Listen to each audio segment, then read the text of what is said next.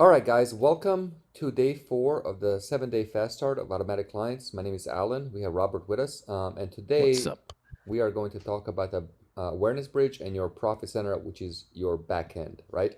So basically, this is where the money is made. So earlier on, we already talked about, we talked about seven-figure economics. We talked about the market superpower, disruptive idea, and your acquisition engine.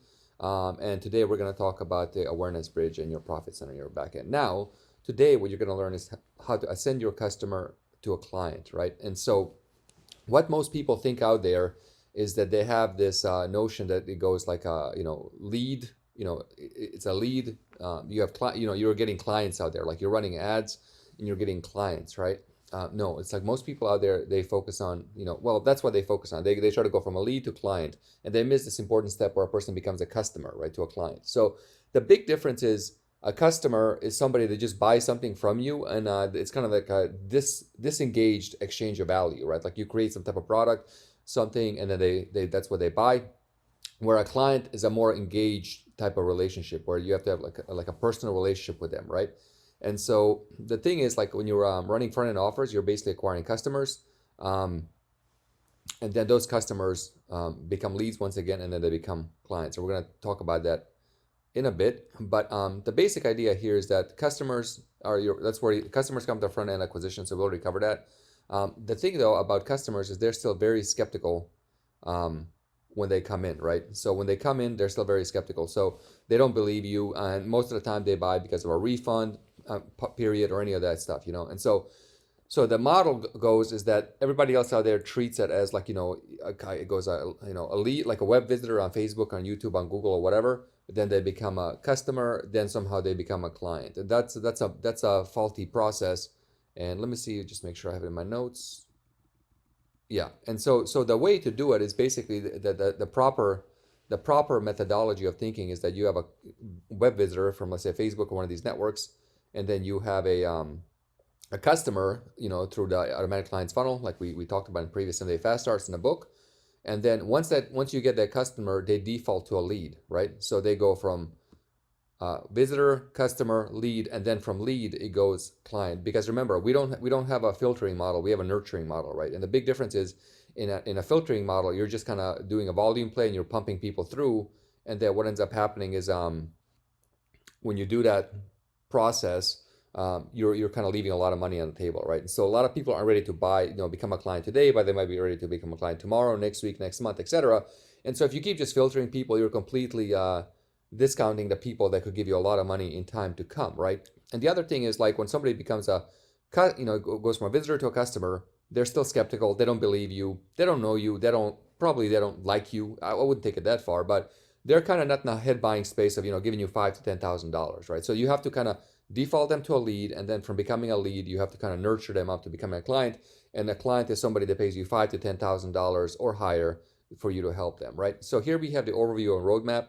Um, and here what we're going to talk about is awareness bridge and your profit center, but a quick recap. So first off, for day one, you can go watch these replays. As we figured out, you have the intro, we figured out your seven-figure economics, basically a mathematical equation for how you can build a seven-figure business with mathematical precision, and what you need to do, how to get there, and then we show you the AC model and how it fits to the mathematical model, right? Then we covered how to select your market, how to discover your superpower, and then how to discover your disruptive idea. And day 3, which was yesterday, we talked about your acquisition offer, how to acquire customers.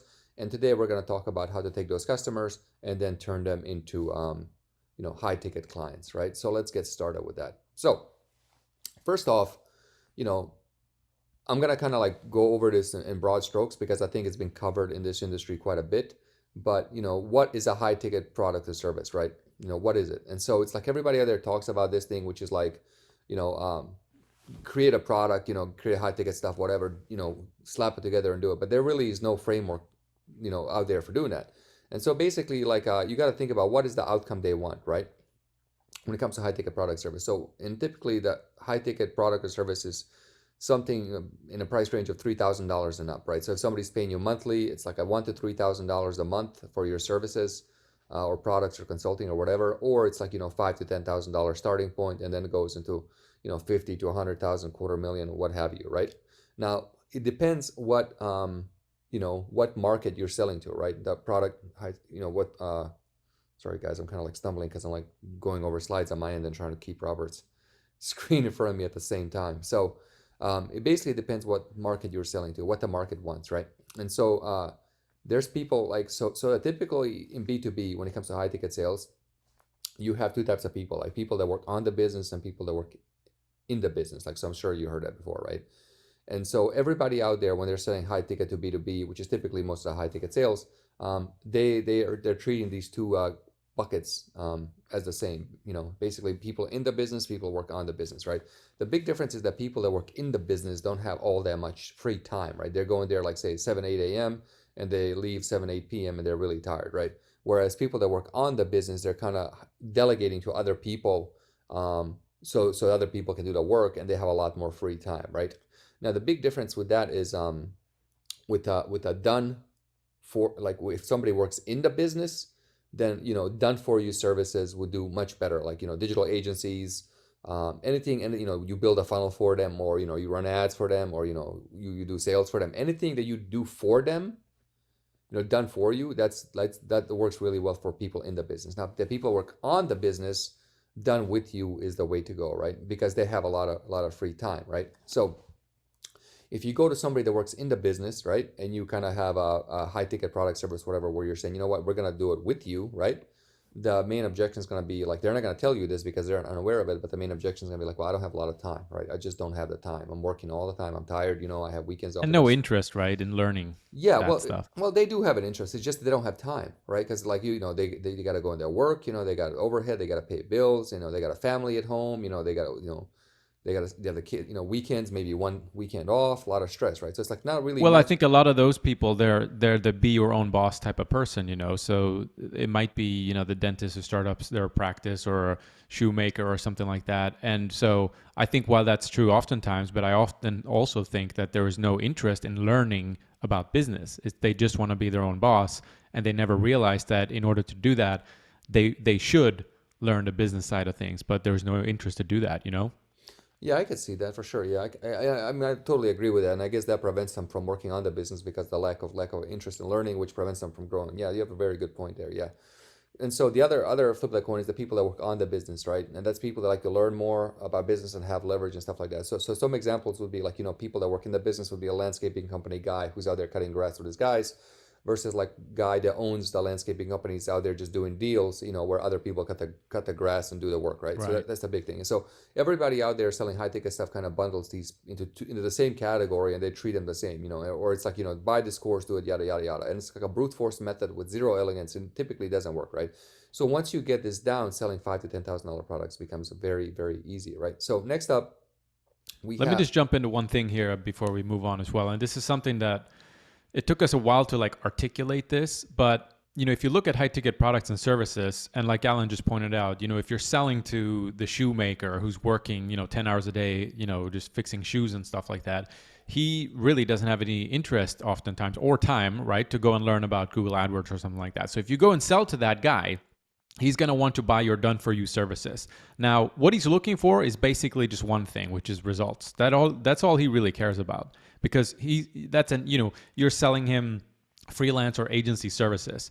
But then if you look at high ticket from a sort of coaching consulting standpoint, where you sell to people who are working on the business, the one thing that we've learned to articulate is oftentimes, and this is not, by the way, going to be an excuse for you not to give results, but you're in the feelings business. And it's been a big discovery for myself personally, that when you're selling done for you stuff, agency services, and I've been in both sides, your only job is results. But when you're selling to people, consulting and coaching, there's a total other dimension to it, which is the feeling business, which is them feeling like they got value. And the quick story that I give in our accelerator when we talk to our guys twice a week was we've tried to find like the perfect cleaner, right? So we hire this cleaner, they come in, and like it's always a gamble, right? So sometimes we'll have a cleaner come in, and like one day I remember I came home and it took me like 4 hours or whatever until my wife's like, oh yeah, the cleaner was here. I was like, what, the cleaner was here?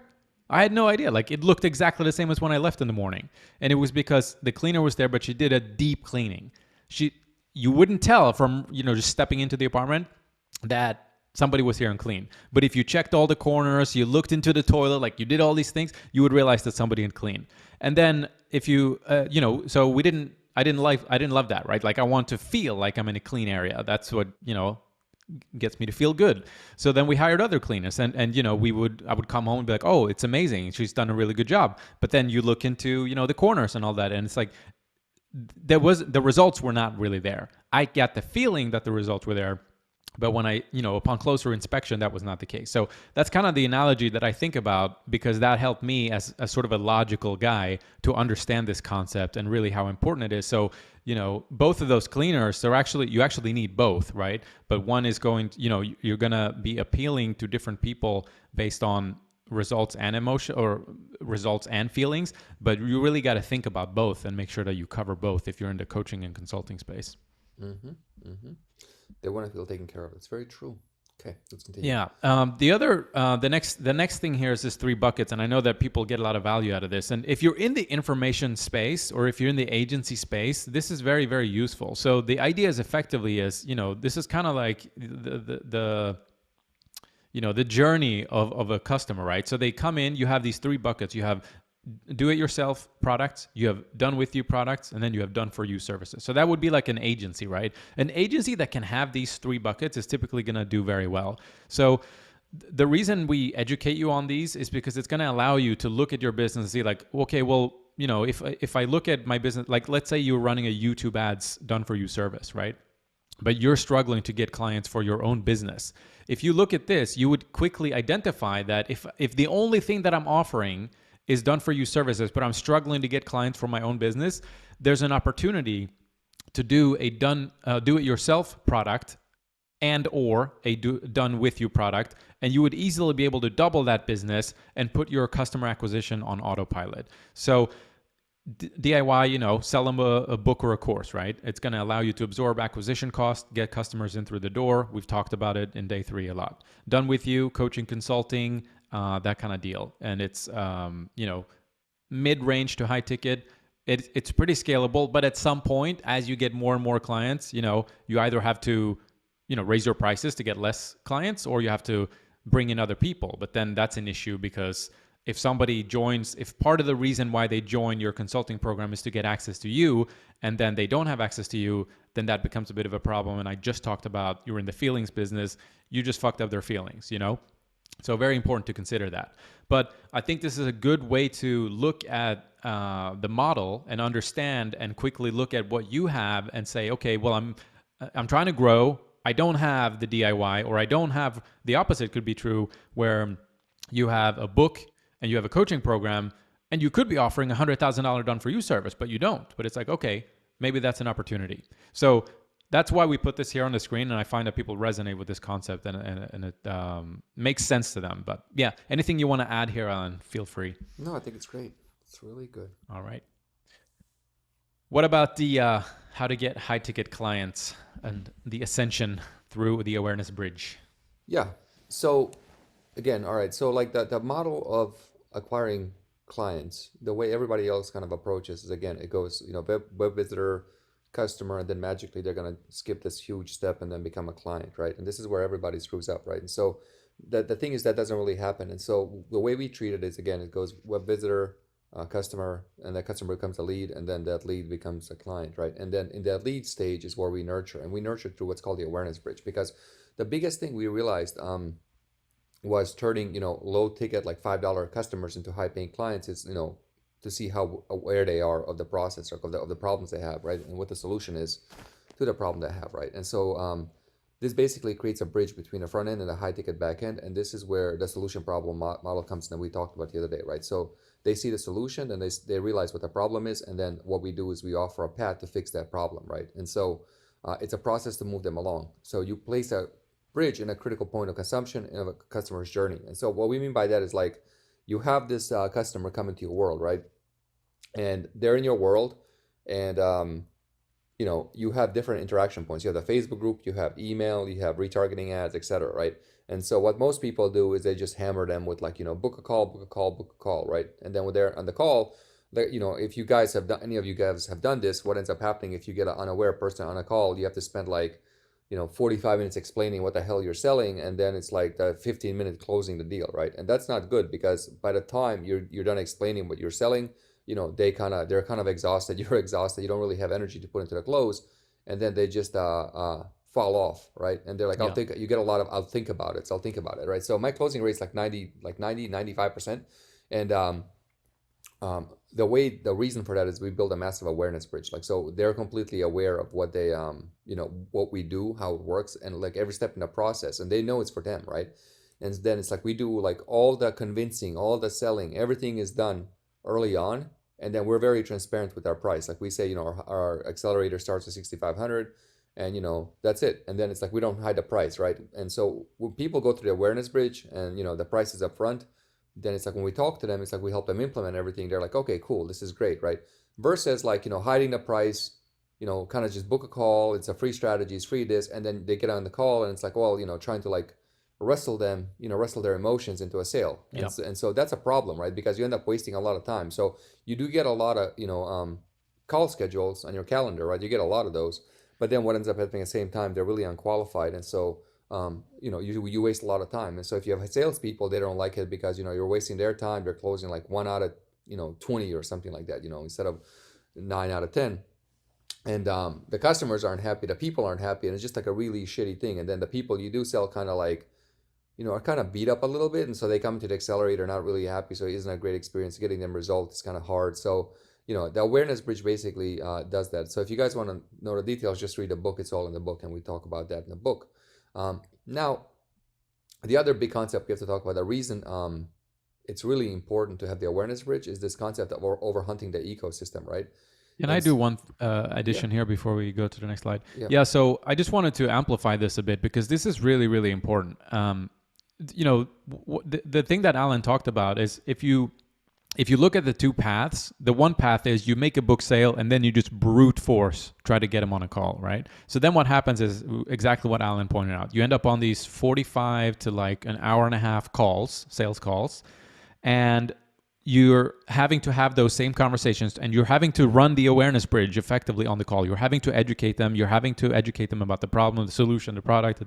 They don't know what the price is. And they're hiding the price typically, right? Because they're hoping that they're going to be able to say the price on the call and it's not going to be an issue.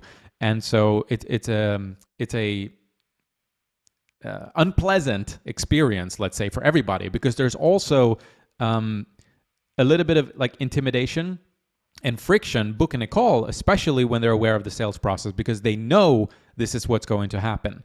So you do the calls, right? But then you end up working in your business. So then you go hire salespeople, but they also hate that process. Even though they might make okay money, they're sitting there 8 hours a day, just, slugging away doing these calls. And then that's why you have high churn of salespeople. So then you have this new job, which is finding new salespeople or hiring another person to manage the sales team. So there's like a knock-on effect of all these things, right? So what Alan's saying here is the thing that we do differently is we educate about all these things beforehand. So you basically have a good idea of what the price is. You have a good idea of what it is that we do and how we can help you, what the problem is that you have and how we solve it. Then the difference there is the call becomes a formality. So like Alan's had, 10-minute sales calls because they show up on the call and they know exactly what the deal is. It's just more of a formality. And also we kind of like to see if we can help that person and if we want to help that person, because there's a lot of people that come to us with scammy offers and we have to turn them down. So the call becomes a formality rather than this long sales call. And for that reason, we can easily do the calls ourselves if we want to, because they're typically short and they're pleasant and it's an actual strategy call. It's not a strategy call in disguise. And then we don't have to deal with all of the sales stuff. And I'm sure we're going to take on salespeople and so on later down the road. But it is a very, very different experience. So there's a lot of things that happen down the road if you do it one way versus the other way. So very, very important. Yeah, huge, yeah. So filter versus nurture, huge thing. All right.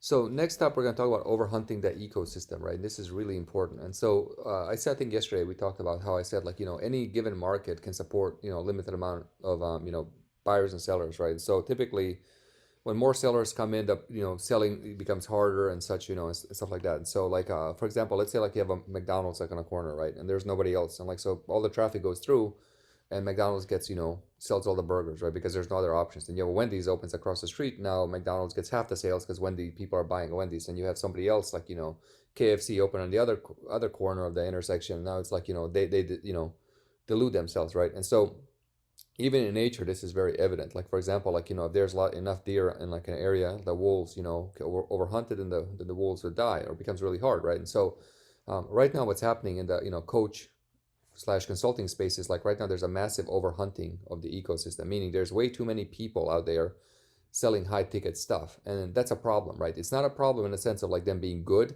but the problem in the sense of noise and confusions for the end user, and the end user doesn't know what the hell to do, right? And so this is manifesting because like when you do a high ticket call, you'll see them ask for a payment plan. Well, how do you know there's a payment plan? Well, because they've been on 15 different calls like this before, and they know what the deal is, right?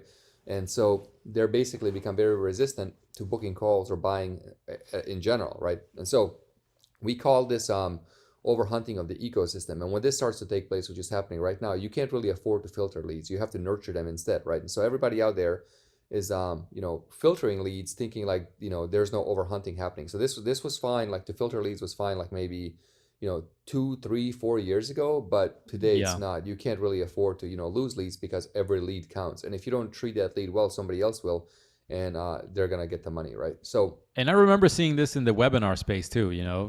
Leads went from $1 to $2 to $4 to $10, and then the economics just broke for most people at that point. yeah, exactly. So that happens, and then the consumers just kind of fizzle out, and they really don't buy the back end high ticket stuff, right? And they don't even book the calls or anything, and so it becomes really bad. And so right now, like I'm sure like most of you guys here, have seen this happening. Like you click on like on one ad or something, and like the Facebook algorithm will zone in on you and like basically show you a million different ads, right? So I counted. I think I literally saw about 200 different people, like close to 200 people selling high ticket coaching, right? And it's like it's not that they're good, it's just there's so many of them, right? And so you guys know about like Moore's law, how in computing, like that's the rate Processing of power. processing power doubles every 18 months. Yeah.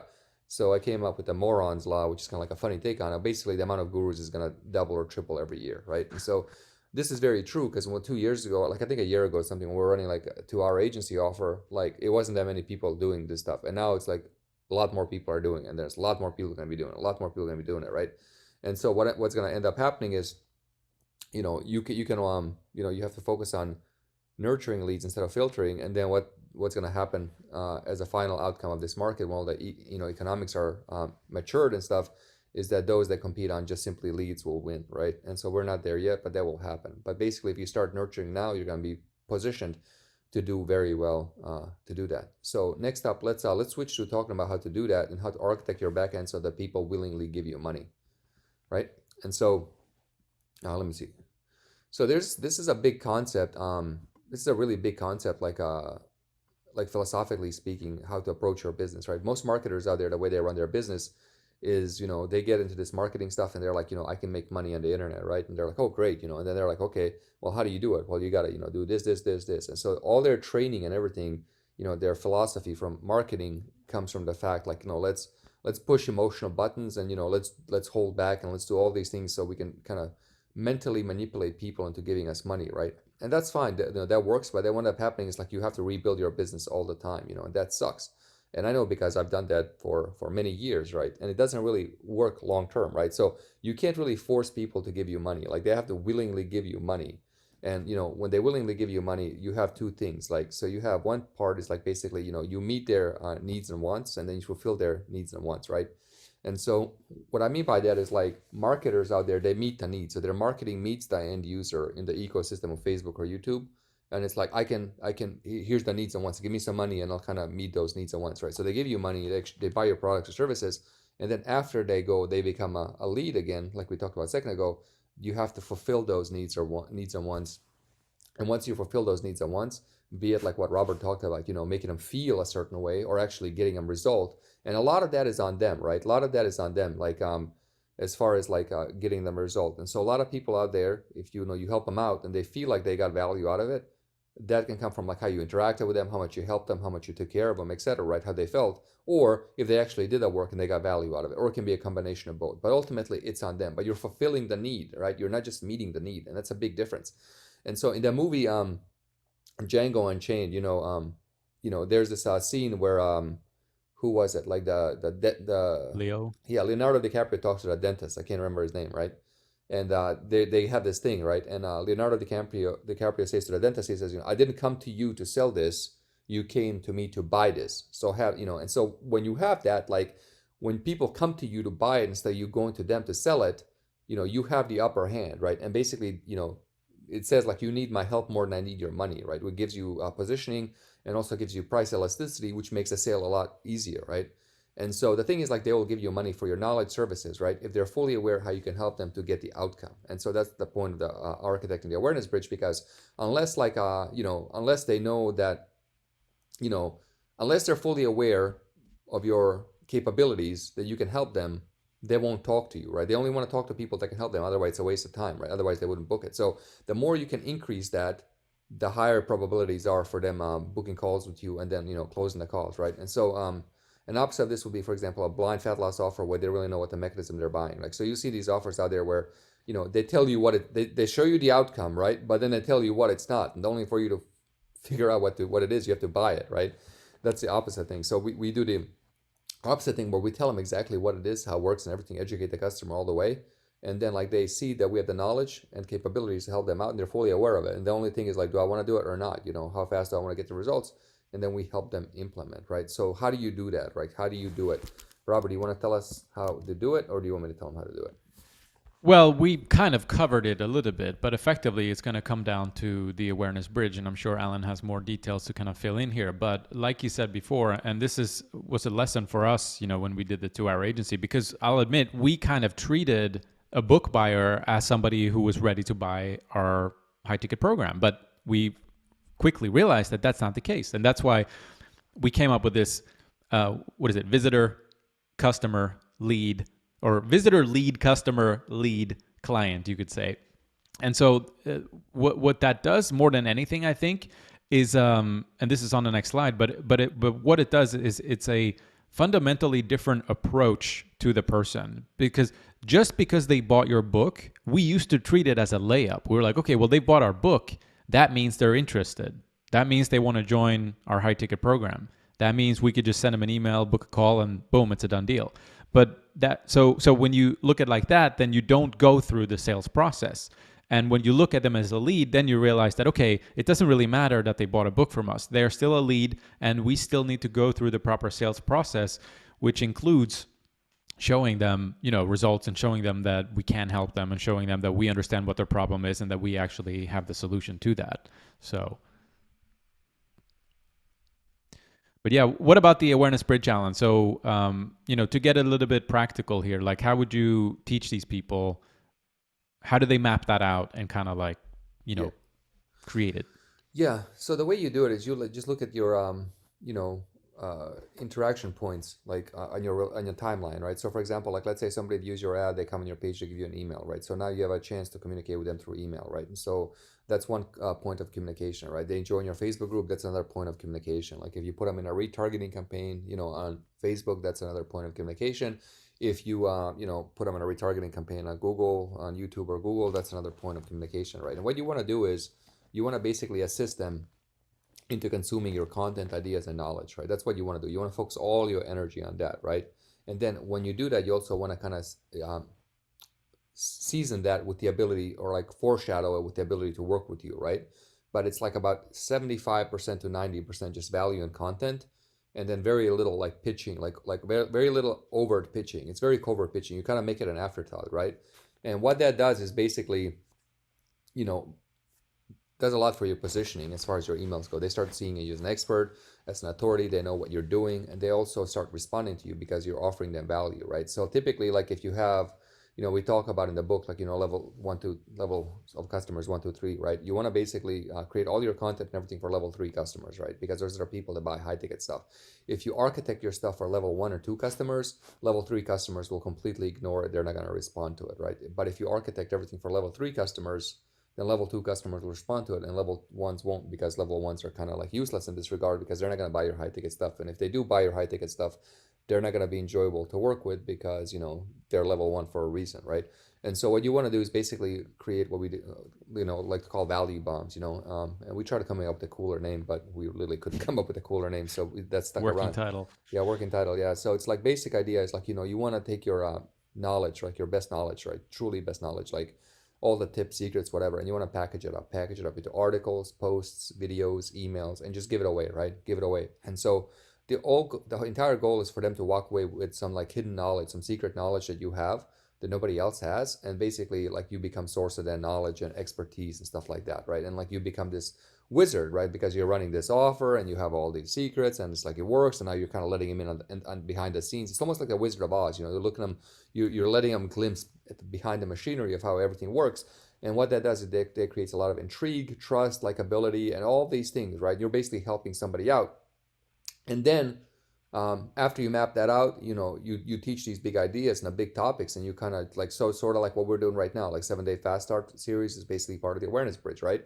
And you put them through that process, and then people really respond to that, and they kind of come at their own conclusion to working with you, right? So then they flip that thing. It's like they willingly give you money. And the way it works typically, it's like you start doing this, and they have like an idea, right? Like a small idea starts, and then they start thinking more about it, and another email from you comes, they think more about it, another Facebook post comes, they think more about it, and stuff like that. And next thing you know, like categorically speaking, in their minds, you're positioned very high, and you're like, I got to work with this person, right?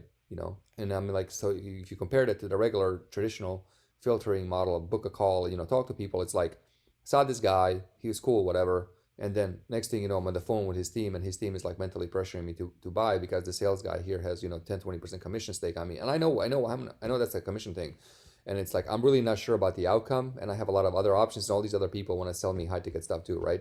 And so when the markets become overhunted like they are now, the ecosystem actually, that's the experience they have, and so they become skeptical, they don't like you, they don't trust you, and stuff like that. And my friend James, he sells high ticket stuff, does very well, and he also sells books. And I was talking to him, and he said something like how, he's noticing a lot of people that buy high ticket stuff, not that many new people are buying. It's mostly repeat buyers are buying, right? And when it comes to like repeat buyers, they only buy like 2-3 times, and then they're kind of done, right? They're kind of done, because they're like, okay, I did it. I spent like, $15,000-$20,000 in this. And so like this pool of new buyers is shrinking, right? So you really have to treat each lead a lot more carefully, with a lot more consideration, right? So that's how you do it. You basically, it's like a general idea is, create, and like, so like when the accelerator and American Clients Accelerator, what we teach basically our guys is like, open a Google Doc or something, write down 50 ideas you can share, like 50 breakthrough ideas that make me go, wow, right? So if I was to meet you at a bar and have drinks, and you would tell me something cool, I'd be like, man, that is fucking cool, tell me more, right? And so every idea should basically have tell me more at the end. I'm gonna write that down, Robert, because that's a big idea. Yeah, that's good. All right, that's for my own personal notes. Yeah, and so basically the concept of value bombs, like for them to be effective, they should all leave you with tell me more, right? Tell me more, right? And basically the tell me more leads into, I want to work with you, right? And that's kind of how you approach it. And so, for example, let's say you're in a dog training space, and you're like, hey, if you do this, your dog will go to the fridge and get you a beer, right? And they go, shit, tell me more. What else can he do, right? Okay, if you do this, he'll go get your mail. Oh, tell me more. If you do this, he'll go start build your business.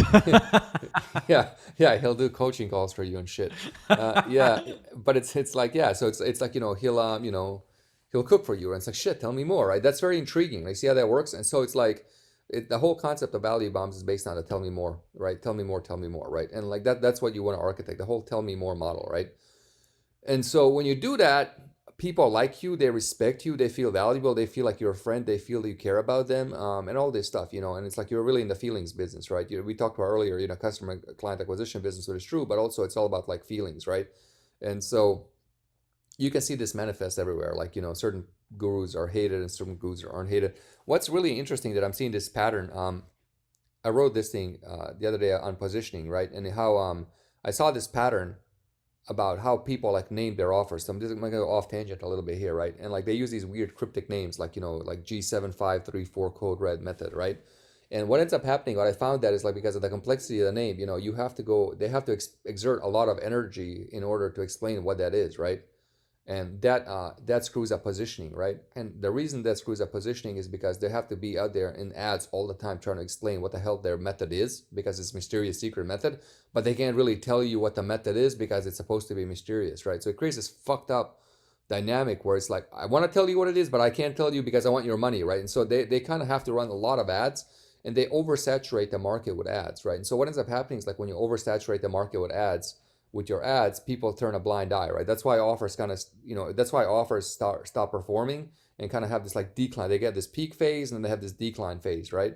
And then they become less and less effective, right? It's because oversaturation of the market. So like if a person is exposed to a stimuli, that person no longer responds to a stimuli. So hold on, I gotta write that down too. There's some good stuff. 1 second, guys.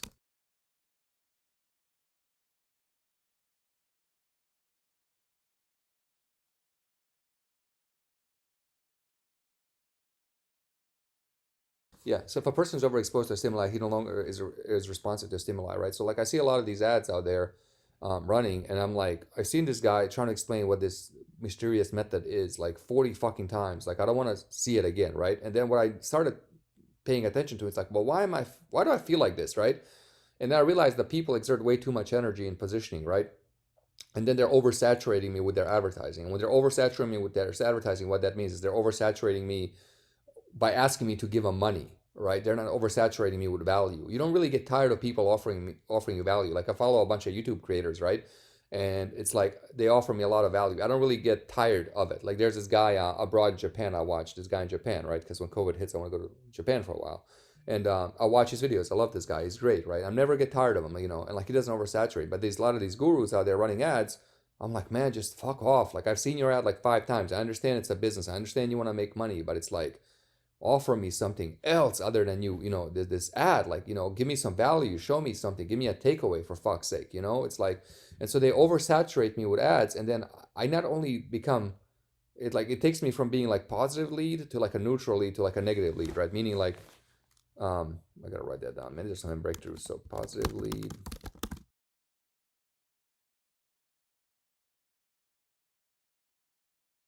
Yeah, and so basically, you go negative lead where you dislike the person, right? So you go from I like this guy, he's cool, like I don't care, whatever, to like, okay, dude, it's like I'm sick of hearing your shit like 50 times. It's like it's just enough, right?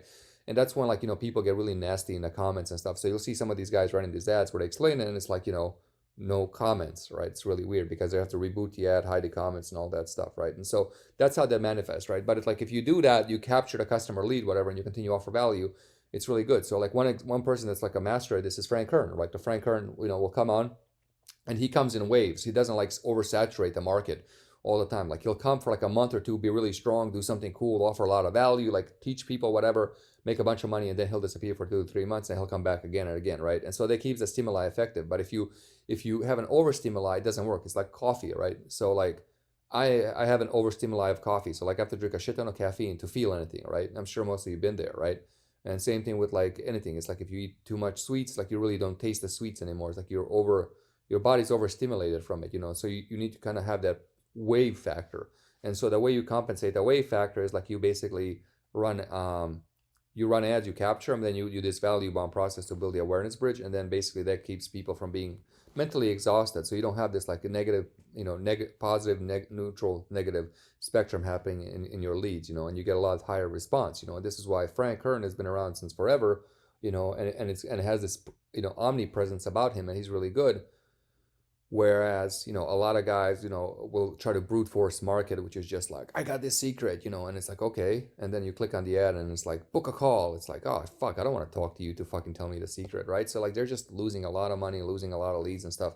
And to be honest, man, it's like, I think webinars could probably still work. They could still very well if they are actually thought out. But the problem with webinars, everybody just copied Sam Ovens and Russell Brunson's 3 Secrets shit, and that was it. So there was zero innovation done on the webinar front, in terms of like actual 100%. value. And so like people just like, because I have friends running webinars on YouTube. They're doing very well, they're doing like, 20, 30, 50, $100,000 a day, but, not on Facebook. And it's because there's zero innovation done on the webinar front or marketing in there. And it's because like they completely disregard how the lead feels. So there, it's kind of like a selfish thing. It's like, let me just do this shit to make the money. I don't care about this lead.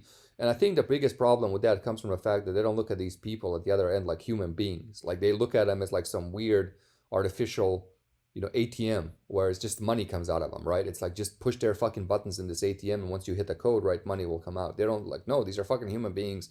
They have families, they have feelings, they're tired, they're angry, they're happy, they have emotions, they're on this journey. But most important of all, the people on the other end are very lonely, right? And like the thing is, like in this market, it's like it's a very lonely journey for most of you. It's like, I know when I started a long time ago, it was just like me. It's like nobody else. You have nobody to talk to, right? Then you find somebody to talk to. You're like, holy shit! It's like I have somebody with me on this journey, right? And what's happening now? It's Until like they send you a Bitcoin link. yeah, yeah, right, or a forex thing, yeah. And so right now it's like in this space, it's like we have all these Facebook groups, but all the Facebook groups are built on basically like fucking I call them commercial based communities. Like you join this Facebook group and you're there and you're there's an ATM, right? Like people just want to make money off of you, like they offer you value in the guise of like, here's some free training, and you go on the free training and it's like, but if you want more, it's like, give me money, right? And that sucks. And so like that's why like even the 7-day fast start, we're putting it in our group for free. Like nobody pay, and we sell it, but fuck it, we'll just give it away free, whatever, who cares, right? And that's the thing, people are lonely, right? They're alone in this shit, and like they just want to be understood. And so like one of the keys, like when you talk to people, when you do the value bombs, right, what ends up happening is like people will actually go ahead and they'll tell you their story, right? So like right now, for example, as I'm presenting this, Sage right here in our chat says solopreneur is the hardest job, right? And that's the thing, he's telling the story because he feels like I understand him, right? And so when you do this right, when your leads feel that you really understand them, they'll open up and tell you their story. Because people don't tell other people their story unless they feel that somebody will understand and listen, right? They wouldn't exert the energy. And then when you have that response, you're like, that's how you know you're doing it right. That's when you have engagement. Then when you have engagement, then you can turn them into high ticket clients, and they willingly give you money, right? So you join a lot of these groups, and it's like, you're a fucking ATM, right? And it's like, this is a great group. And then you have a bunch of people that are kind of like rah rah.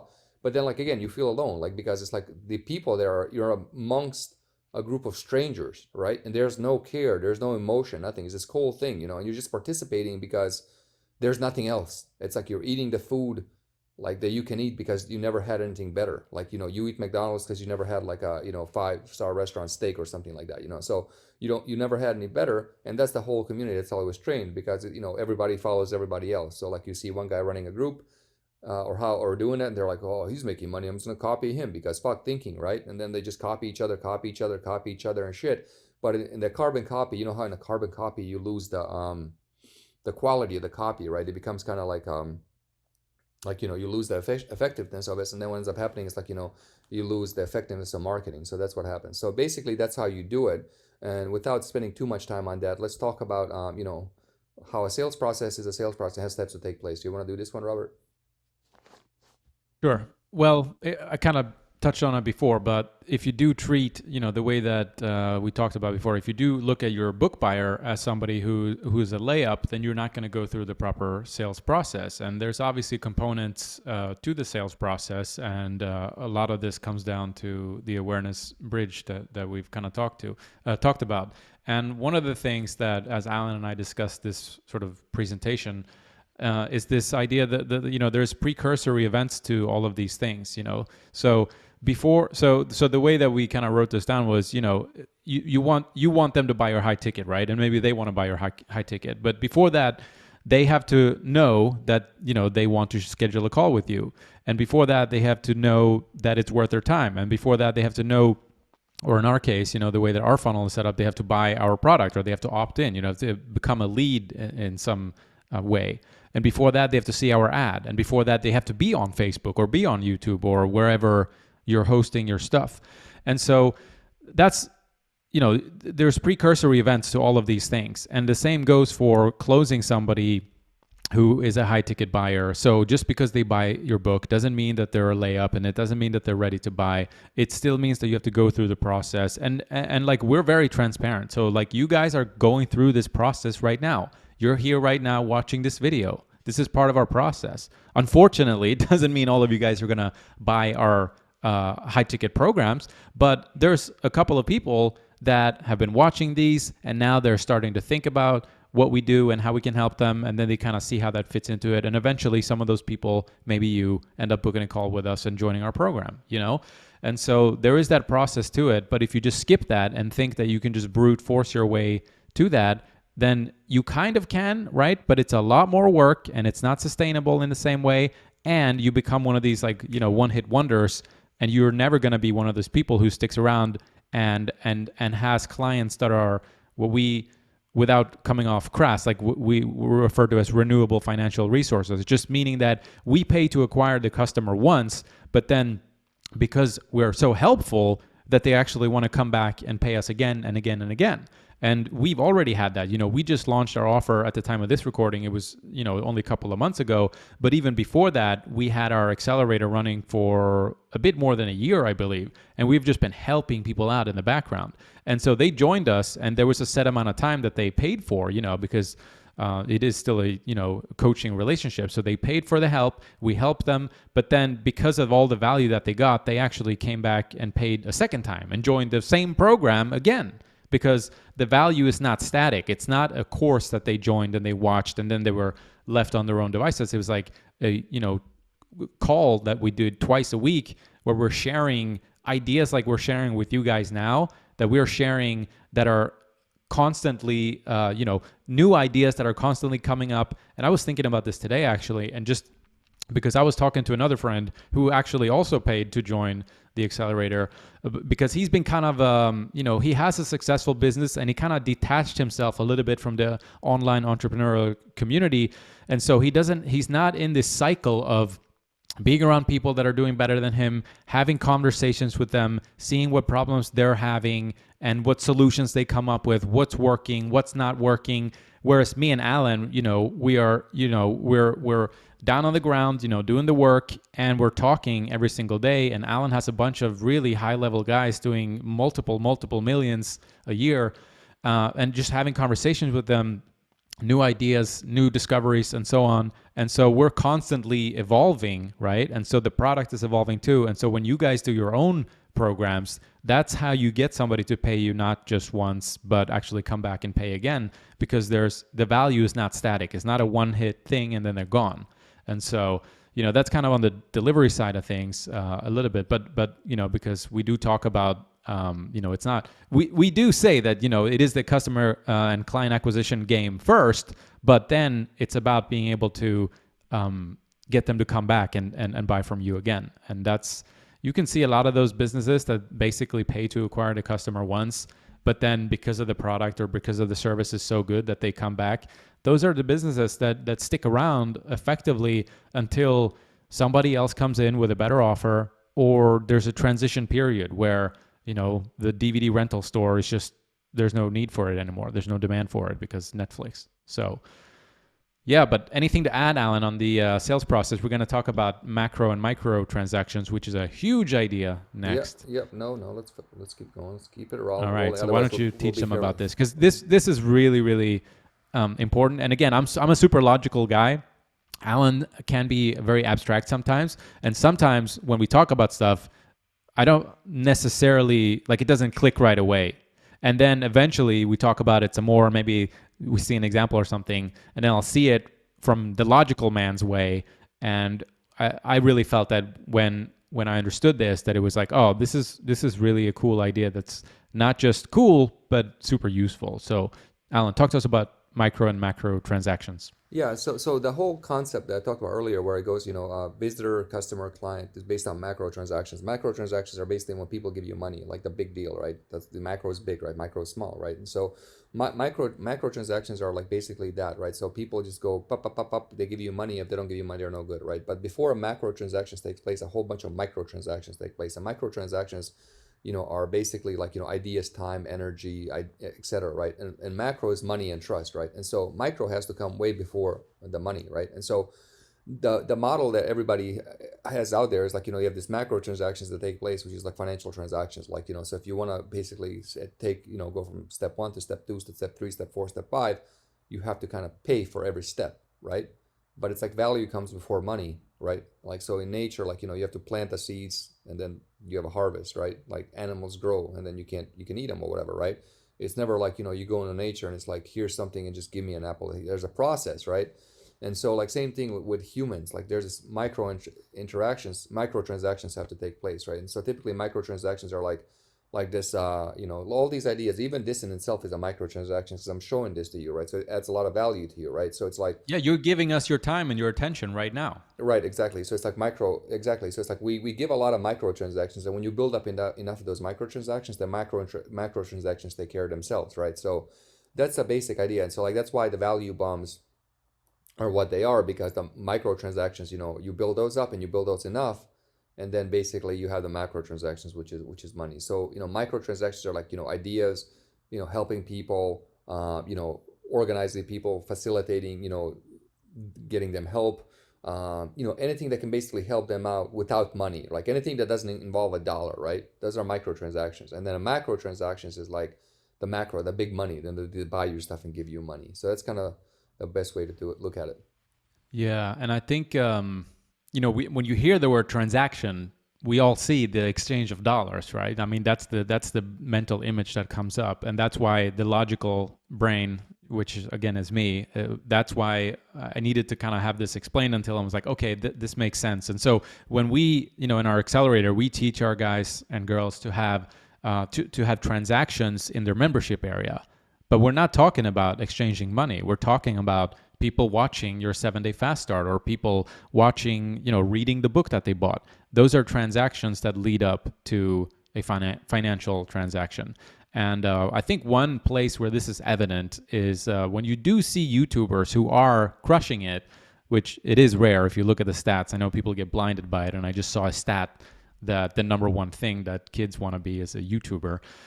But the stats, unfortunately, there's a few people crushing it on YouTube, but the ones that are, and typically what happens is they're not really business savvy. They're not really sales driven. They're very content driven, but they do get traction on YouTube. And what happens is they have a lot of these microtransactions. They're always, and if they blow up, they got thousands, tens of thousands, hundreds of thousands, millions of people giving them their time, and they're not asking for anything other than that. But then eventually they're like, hey, maybe I should sell some merch, or maybe I should start, my own bag company, or maybe I should sell some event or whatever.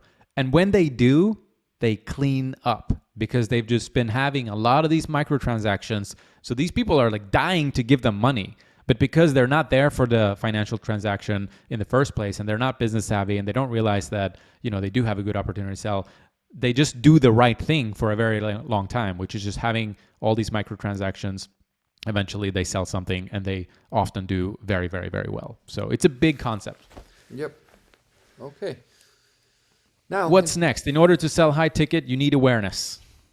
Yeah. So we basically touched upon this, right? Like it's kind of self-explanatory. So, how do you build awareness? You create value bombs. How do you create value bombs? Basically, anything that ends with tell me more, tell me more, tell me more. So everything should be architected with tell me more.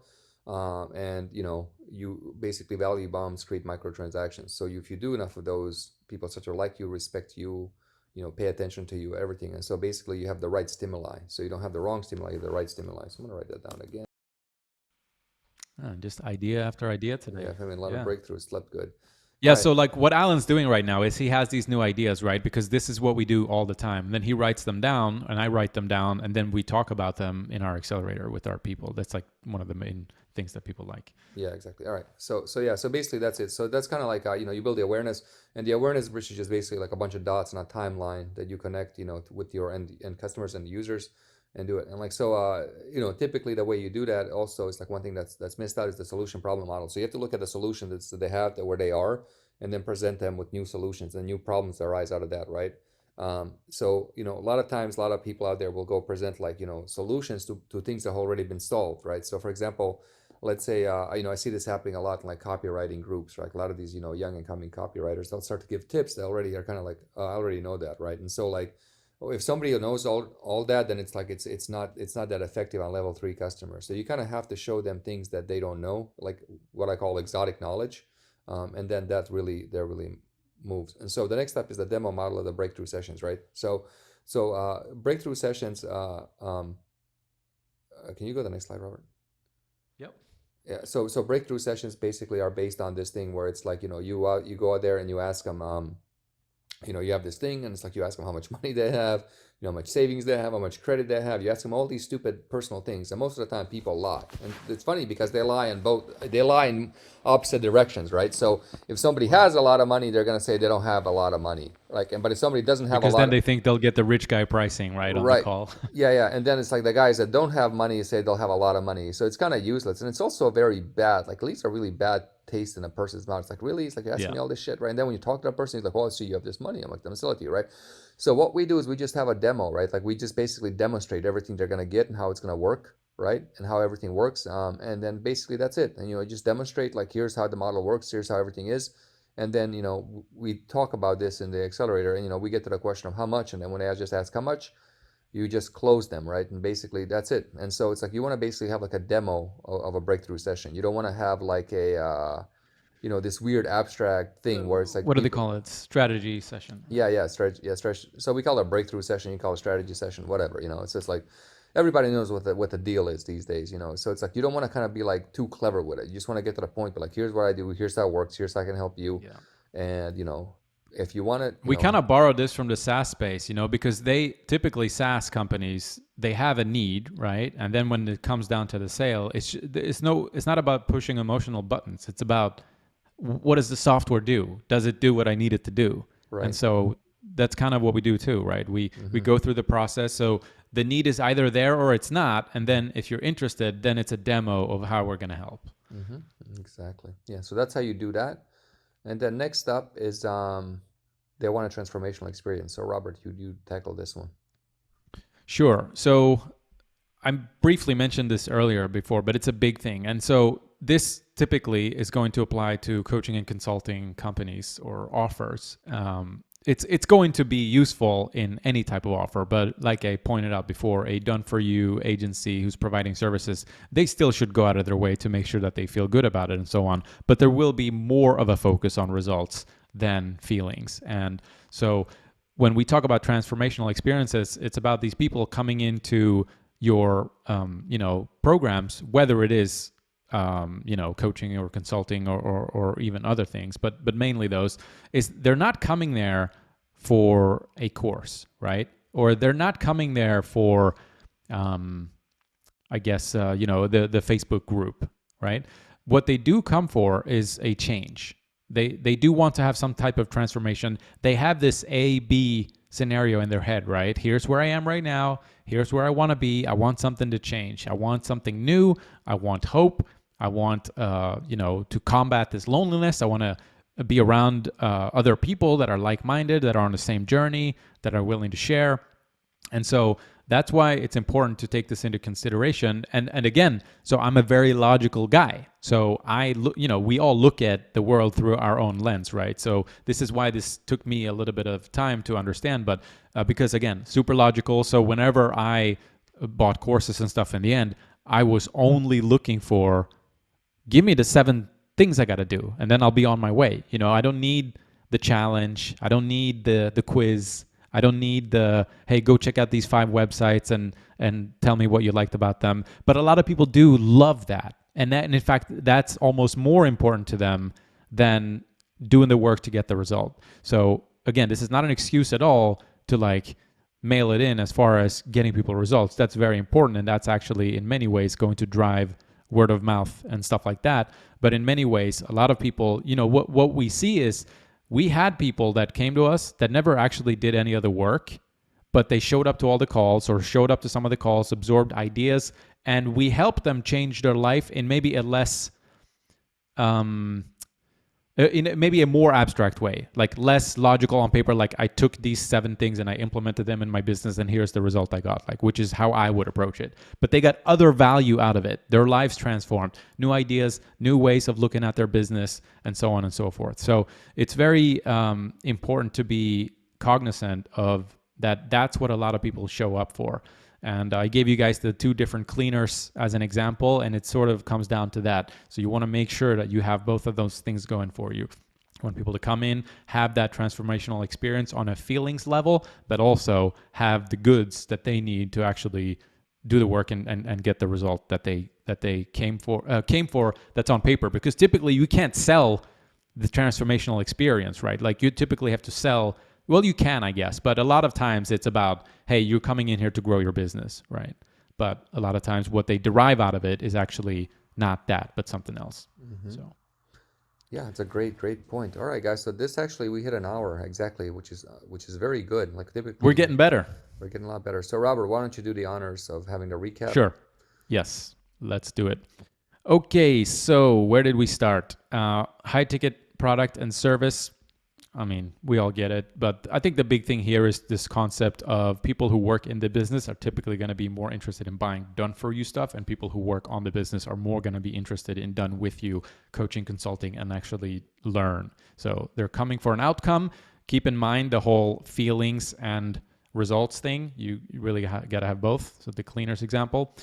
This is very useful as well. You got the 3 buckets: do yourself, done with you, done for you. If you're only selling one of the two, or one of the 3 or 2 of the 3, and you're trying to grow your business, it's typically a good idea to explore the 3rd bucket. Could be adding a front-end offer to your agency offer. Could be adding, a book to your YouTube ads agency, or could be adding a done for you book offer in automatic clients. There's that's how you approach it.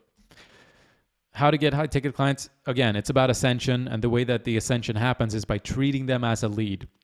Don't just mail it in and assume that they're going to buy other things from you because they did buy that book. So make sure that you take that lead and nurture the lead, so you amplify the needs and the wants in them, as opposed to putting a bunch of them through a quiz and then spitting out 10% and say, these are qualified for a call and let's talk to them, So we can't afford to do that in a market that's maturing. Overhunting of the ecosystem. We've talked about it quite a bit, but what happens is a lot of people, there's a gold rush. Everybody rushes to do the same thing, and then you have to kind of start innovating, or perhaps even going in a different direction. Architecting your back end so that people willingly want to give you money versus brute force going out there and trying to get it. It's a very different position. And this is something that Alan's an absolute master at. So if you guys want to learn about this, you want to make sure that you cling on to all of the words that comes out of his mouth when it comes to this. And this is what's really important here is you can't do, like if you're trying to get people to come to you, you can't do half the machine. Like you can't build, you can't build your book offer and then skip the 7-day fast start, skip the breakthrough ideas, skip the emails going out, and just put a book a call link. Like you can't do that, because then it doesn't work. So you got to build the whole thing that we teach you here. All right. And that way people will come to you as opposed to you going to them. So how do you do it? Awareness bridge. We talked about it a lot. A sales process is a process. So make sure you go through the process. Micro and macro transactions. That is the process. So you have micro transactions that helps them go through the awareness bridge and realize that, okay, here's my problem. These guys have the solution. Here's proof. Here's how they can help me. Let's do it. And so, yeah, you need awareness to sell it, and the demo model of breakthrough sessions. So again, that's where the call is more of a formality, as opposed to let's jump on and high pressure this person into buying this thing that they didn't know they signed up for, and they end up, with buyer's remorse, and they're just not a good client. And yeah, coming back to the transformational experience, feelings, business, and with that, that's kind of the end of day 4. So what we need from you guys right now is main takeaways. $1,000. Main takeaways. Yeah. Alan, can you grab the Facebook link for those guys that are live with us? Please go to our Facebook group and just drop, a comment that, or write a post that says, my main takeaway from day 4 of the 7-day fast start video was blah, blah, blah, blah, blah. Helps us understand what's resonating with you guys, what you want to know more about, and all that. But this is really good stuff, and stuff that you don't really find anywhere else. So it's awesome to be here. Do we have time for some Q&A or? Yeah, we got some time. Okay, so guys, for those of you that are live, line up your questions, and I'll just, as far as action steps go, it's really about, mapping out what your, if you go back to those 3 buckets, so it's going to depend on, do you already have a business that you're trying to grow, or are you starting from scratch? But, it's about looking at those 3 buckets: DIY, DY, DWY, and DFY, right? And looking at George that. W. Bush. Yeah. keep those going, and then, but you basically need to map out, what is it that I can sell in the done with you and the done for you type of programs. That's kind of the higher ticket part, and that's the part that we're in here in the 7-day fast start. So map out what those deliverables could be, and also consider the transformational experience part. And that's where, for a logical guy like me, sometimes it is something like having them fill out a form or go take a quiz or stuff that they love to do and they get value out of it, but it doesn't necessarily directly have a business impact. So I think you guys get it. So figure that out, and also, really start thinking about, like, if you were to have a 7-day fast start, or if you were to have a bit of a process of, like a list of ideas of like, okay, here's this book buyer, here's what I teach people. How can I write a list of ideas that's going to give them something to think about, some sort of a wow thing that's like, something for them to take with them, and it's going to teach them about what we do, and through that process they're going to want to come to you as far as helping implement that. Cool. Very good, guys. So what's up? Oh, we have more questions? There's just one question here, which is very much related to the live Zoom here, which is where to find yesterday's video. All of the videos are in the membership area. Those of you that are watching that have bought the book, there is, if you just log into the membership area, there should be an email from us that says your login details. In there, you will find a link to the membership area with your username and your password. You just log in and you'll navigate to the 7-day fast start, which you can find in the products tab at the very top. Yeah, and also, like, that's pretty good. All right, guys. Well, thank you so much. Let's look at the calendar and see when the next one is. So tomorrow we have a call with the accelerator. Yeah. I don't think we'll have time to do it tomorrow, but tomorrow's Friday, yeah. So maybe this Saturday, at the latest, we're gonna do the next one Monday, and then we have accelerator call Tuesday. So the Monday and Wednesday of next week, and then we're gonna be done with the 7-day fast start. So show up for then, and then we're gonna keep what's the next call? It's like how to get 1,000 customers or something. Like, yeah, how to get your first 1,000 customers, and then after is how to get a bunch of high ticket clients. And so great. All right, guys. So Yes. if you guys want to know more about this, go read the book. We know it's very long. It's like 340 pages, but the truth is, like, we wanted to put everything we know in that thing to help you guys get results. So read the book or listen to the audiobook. Robert did a killer job recording the audiobook. Listen to it and put it in action. And we just had somebody in the Facebook group said how she just started, launched her offer. She's already getting 25 leads a day. So this stuff works, guys. Oh. Go do it. Fantastic. All right, guys. Well, you have a wonderful day and have a great weekend, and we'll see you guys next Monday for the next round. Ciao. Bye.